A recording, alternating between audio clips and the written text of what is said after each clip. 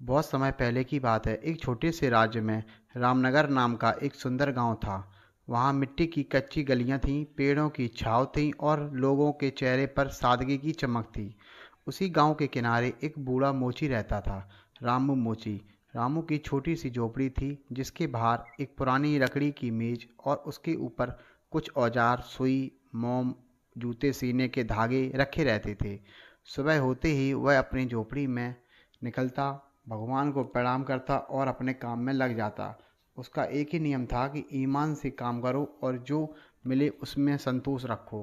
रामू के पास ज़्यादा पैसा नहीं था, लेकिन हर दिन शाम को वह छोटी सी थाली में खाना खाकर भगवान का धन्यवाद करता।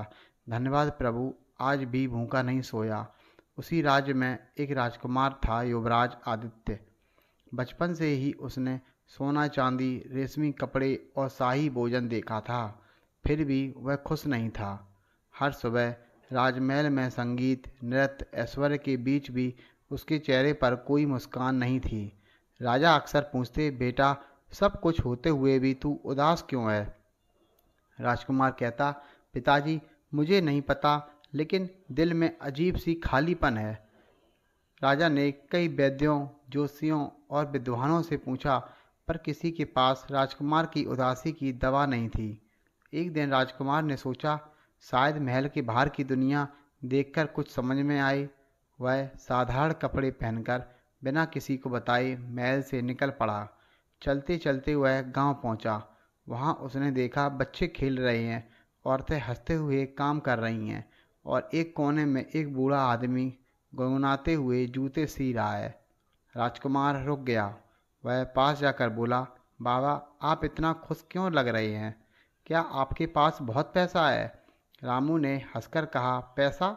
बेटा, मेरे पास तो आज की कमाई से बस इतना ही है कि बस पेट भर जाए, लेकिन मन में शांति है, वही तो असली दौलत है।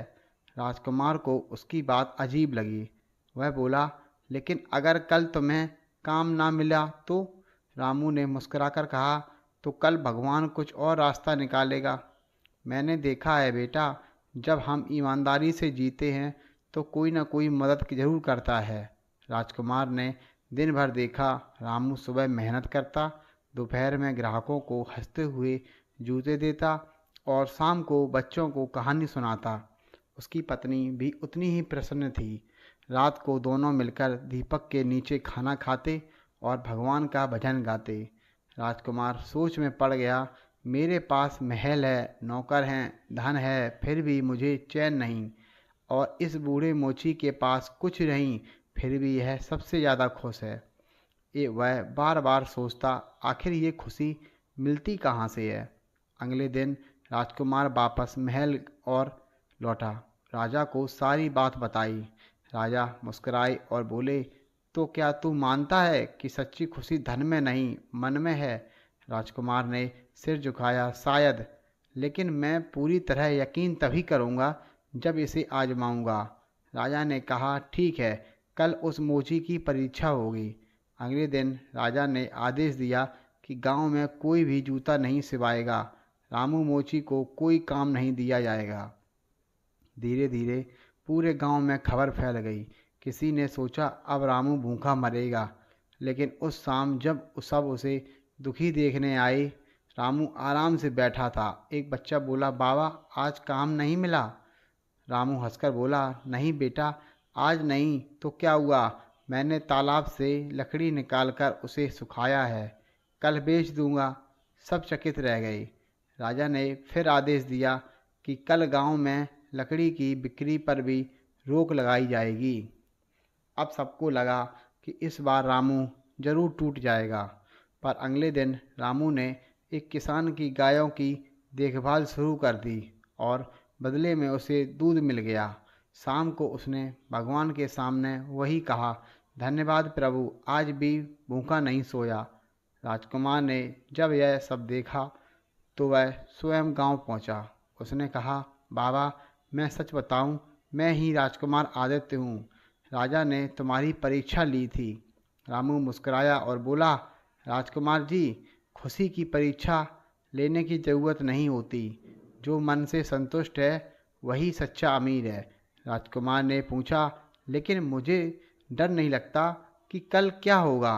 रामू ने शांत स्वर में कहा, अगर हम हर पल को भगवान की देन माने तो कल का डर कभी नहीं रहता। राजकुमार की आंखों में आंसू आ गए। उसने कहा, बाबा, आपने मुझे वह सिखा दिया जो मेरे सारे गुरु नहीं सिखा पाए। अब मैं समझ गया हूँ, सुख वस्तुओं से नहीं दृष्टिकोण से आता है। राजकुमार महल लौटकर राजकुमार ने अपने पिता से कहा, पिताजी, अब मैं राज्य को वैभव से नहीं सेवा और संतोष से चलाऊंगा। राजा प्रसन्न हुए और बोले, बेटा, तूने आज सच्चे राजकुमार का धर्म समझ लिया। कुछ महीनों बाद राजकुमार ने अपने राज्य में एक नियम बनाया, हर गरीब को सम्मान और काम का अवसर मिलेगा। उसने रामू मोची को राज्य का सलाहकार बना दिया। रामू ने कभी महल नहीं मांगा, बस अपनी छोटी झोपड़ी में ही रहना पसंद किया।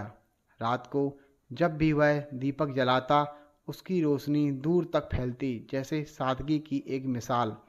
इस कहानी से हमें ये सीख मिलती है कि असली अमीरी सोने चांदी में नहीं, संतोष और ईमानदारी में होती है। जिसके पास मन की शांति है, उसके पास सारा संसार है। दोस्तों, आज की कहानी आपको कैसी लगी कमेंट्स बॉक्स में ज़रूर बताएं, और ऐसी हेल्पफुल और मोटिवेशनल कहानी के लिए चैनल को लाइक करें, शेयर करें, और अगर आप हमारे चैनल पर पहली बार आए हैं तो चैनल को सब्सक्राइब जरूर करें। मिलते हैं नई कहानी में। Okay, bye.